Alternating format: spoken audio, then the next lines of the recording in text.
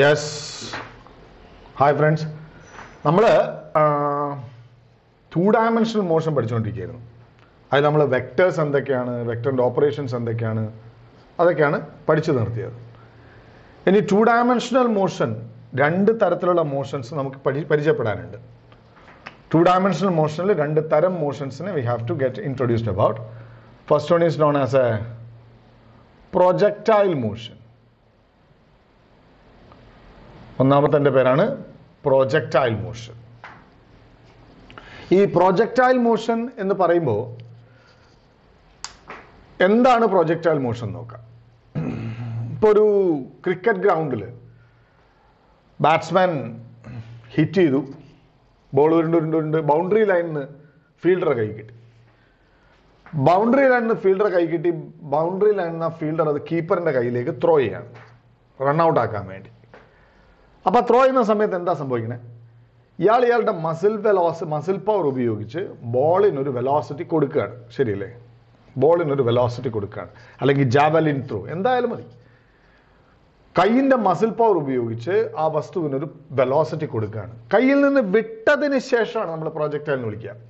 കയ്യിൽ നിന്ന് വിടുമ്പോഴല്ല, കയ്യിൽ നിന്ന് വിട്ടതിന് ശേഷം, just after the moment of releasing it, വിട്ടതിന് ശേഷം. പിന്നെ അവന്റെ മോഷൻ നിശ്ചയിക്കുന്നത് അയാളുടെ കൈയല്ല, അയാളല്ല, ആരുമല്ല, ആകെ ഒരേ ഒരാളാണ്, ഗ്രാവിറ്റി. ഇവിടെ ഞാൻ തീർച്ചയായിട്ടും പറയും, എയറിന്റെ റെസിസ്റ്റൻസ്, കാറ്റിന്റെ എഫക്റ്റ്, ഇതൊക്കെ നമ്മൾ നെഗ്ലക്ട് ചെയ്തിട്ടാണ് പഠിക്കുന്നത്. പിന്നെ ഉള്ളത് മോഷനെ മുഴുവനായും നിശ്ചയിക്കുന്നത് ഗ്രാവിറ്റി മാത്രമാണ്. എന്ന് വെച്ചാൽ ഒരു ബോഡീനെ ഇനീഷ്യൽ വെലോസിറ്റിയിൽ പ്രൊജക്റ്റ് ചെയ്യുക. After that the entire motion is controlled only by gravity. Gravity മാത്രം കൺട്രോൾ ചെയ്യുക. അത്തരത്തിലുള്ള മോഷന്റെ പേരാണ് പ്രൊജക്ടൈൽ മോഷൻ. ആ പ്രൊജക്ടൈൽ മോഷനിൽ എന്താണ് സംഭവിക്കുന്നത്?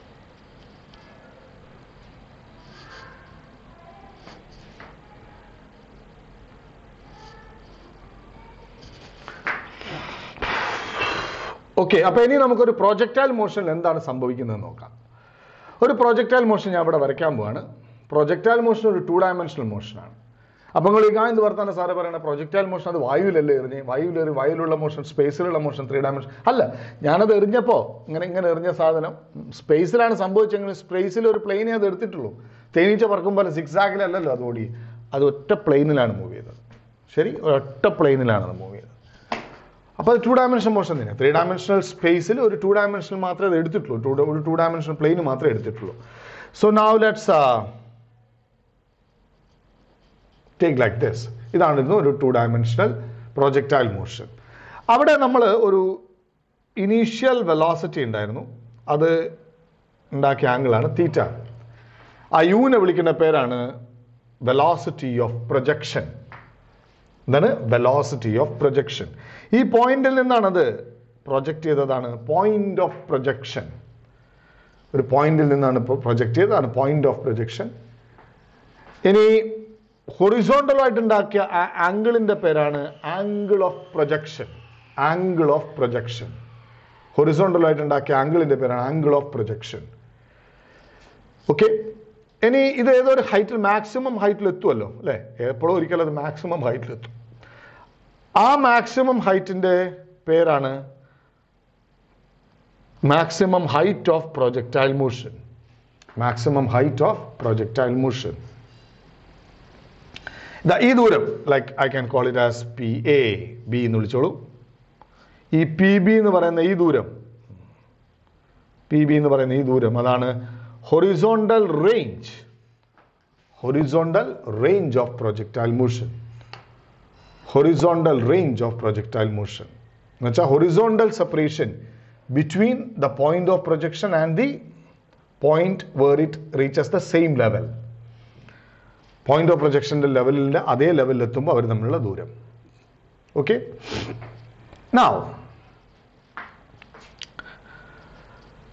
Time of flight. അടുത്ത സൈഡ് ടൈം ഓഫ് ഫ്ലൈറ്റ് ആണ്. ടൈം ഓഫ് ഫ്ലൈറ്റ് എന്ന് പറഞ്ഞാൽ എത്ര നേരം അത് വായുവിലുണ്ടായിരുന്നു. Time for which the projectile was in air is known as time of flight. Time for which the projectile was in air is known as time of flight. ഇനി നമുക്ക് കാര്യമുള്ള ഗൗരവത്തിലേക്ക് കിടക്കാം.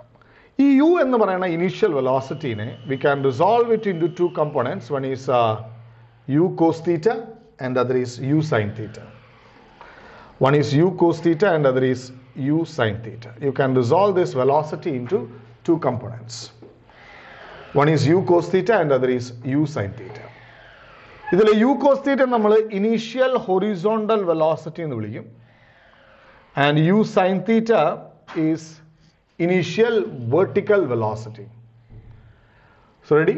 Okay, initial horizontal velocity u cos theta and initial vertical velocity u sin theta. Now I told you ഇവിടെ ഒറ്റ തരത്തിലുള്ള ഫോഴ്സേ ഉള്ളൂ അല്ലേ? എന്താണ് ആ force? Gravitational force. There is only one force, that is force of gravity. ആ force of gravity act ചെയ്യുന്നത് എങ്ങനെയാണ്? Vertically downwards. അപ്പം മറ്റ് ഫോഴ്സുകളൊക്കെ നമ്മൾ റിമൂവ് ചെയ്തു. ഒരു ഹൊറിസോണ്ടൽ ഒരു ഒറ്റ ഫോഴ്സിനെ നമ്മൾ കൺസിഡർ ചെയ്തുള്ളൂ. അതാണ് force of gravity. Okay, okay. അപ്പോൾ ഒറ്റ ഫോഴ്സേ ഇവിടെ ഉള്ളൂ. ആ ഫോഴ്സ് ആരാണ്? ഗ്രാവിറ്റി. ഗ്രാവിറ്റി വെർട്ടിക്കലി മാത്രമാണ് ആക്ട് ചെയ്യുന്നത്. ഹൊറിസോണ്ടലി ഫോഴ്സുകളൊന്നുമില്ല. ഇവിടെ രണ്ട് തരത്തിലുള്ള മോഷൻ ഉണ്ട്. യു കോസ് തീറ്റ എന്ന ഹൊറിസോണ്ടൽ മോഷനുണ്ട്, യു സൈൻ തീറ്റ എന്ന വെർട്ടിക്കൽ മോഷനുണ്ട്.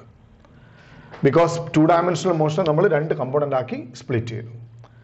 അപ്പോൾ ഈ യു കോസ് തീറ്റ എന്ന ഹൊറിസോണ്ടൽ വെലോസിറ്റിയുടെ ഡയറക്ഷനിൽ ഫോഴ്സ് ഇല്ല. ഫോഴ്സ് ഇല്ലെങ്കിൽ അത് യൂണിഫോം മോഷനാണ്. അപ്പോൾ എഴുതിയെടുക്കേണ്ട അടുത്തൊരു പോയിന്റ് ആണത് ഹൊറിസോണ്ടൽ മോഷൻ ഒരു യൂണിഫോം വെലോസിറ്റി മോഷനാണ്. There is no force acting along the horizontal direction. Any vertical motion, എന്താണ് initial velocity? u sin theta. So u cos theta ആണ് ux, u sin theta ആണ് uy. എന്ന് വെച്ചാൽ vertical direction initial velocity. ആ ഡയറക്ഷനിൽ force ഉണ്ട്. എന്താണ് force? Weight, gravity. അതെങ്ങനെയാ? mg അല്ലേ? Vertically downwards. അതൊരു കോൺസ്റ്റന്റ് ആണ്. ഇപ്പൊ വെയിറ്റ് ഒരു കോൺസ്റ്റന്റ് ആണ് ഒരു ബോഡിയുടെ. അപ്പോൾ സ്വാഭാവികമായിട്ടും ഗ്രാവിറ്റി ഒരു കോൺസ്റ്റന്റ് ആണ്. അപ്പം വെർട്ടിക്കൽ ഫോഴ്സ് ഒരു കോൺസ്റ്റന്റ് ആണ്. വെർട്ടിക്കൽ ഫോഴ്സ് ഒരു കോൺസ്റ്റന്റ് ആണെങ്കിൽ വെർട്ടിക്കൽ മോഷൻ ഒരു യൂണിഫോംലി ആക്സിലറേറ്റഡ് മോഷനാണ്. അടുത്ത പോയിന്റ് അതാണ്. വെർട്ടിക്കൽ മോഷൻ ഒരു യൂണിഫോംലി ആക്സിലറേറ്റഡ് മോഷനാണ്. അപ്പൊ ഈ പകുതി സമയത്ത് എന്താ സംഭവിക്കുക? ഒരു പകുതി സമയത്ത് ഇനീഷ്യൽ വെലോസിറ്റി മേലോട്ടാണ്, പക്ഷേ ഗ്രാവിറ്റി താഴോട്ടാണ്. എന്ന് വെച്ചാൽ ഡീസിലറേഷൻ ആണ്. ഒരു പകുതി കഴിഞ്ഞാൽ പിന്നെ അത് താഴോട്ടാണ് വരുന്നത്. ഓക്കെ, അവിടെ നോക്കാം നമുക്ക്. അപ്പോൾ ഇവിടെ എന്താ സംഭവിക്കുക? ഞാൻ നേരത്തെ പറഞ്ഞു, ഹൊറിസോണ്ടൽ വെലോസിറ്റി ഒരു സ്ഥലത്തും മാറുന്നില്ല. ഞാൻ പല പല പോയിന്റ്സ് മാർക്ക് ചെയ്യാണ്. ഈ പല പല പോയിന്റ്സിൽ എത്തുമ്പോൾ ഇവൻ്റെ ഓരോരുത്തരുടെ ഇവൻ്റെ വാല്യൂസ് എന്താണ് എന്ന് നമുക്ക് നോക്കാം. ഓക്കെ, എല്ലാ സ്ഥലത്തും ആർക്ക് മാറ്റമില്ല? ഈ ഹൊറിസോണ്ടൽ വെലോസിറ്റിക്ക് മാറ്റമില്ല. ബിക്കോസ് ഐ ടോൾഡ് യു, ഒരേ നീളത്തിലുള്ള വരകൾ വരയ്ക്കണം. കാര്യം ഹൊറിസോണ്ടൽ മോഷൻ ഒരു uniform velocity മോഷനാണ്.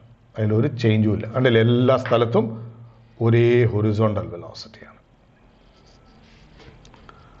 But vertical motion ഒരു uniformly accelerated മോഷനാണ്.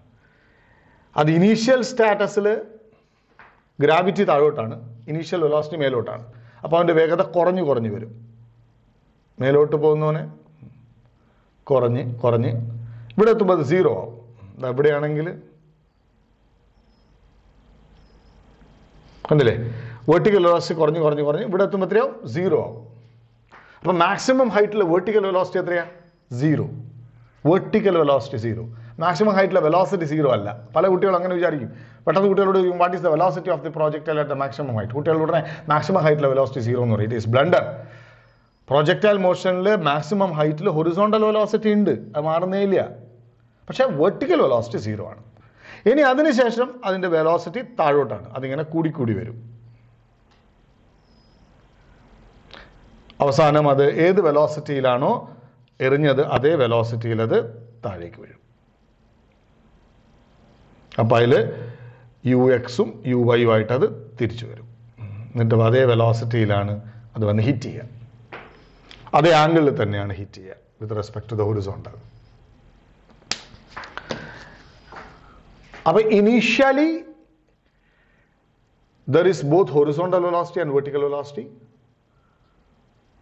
Horizontal velocity is u cos theta, provided theta is the angle between velocity and the x-axis.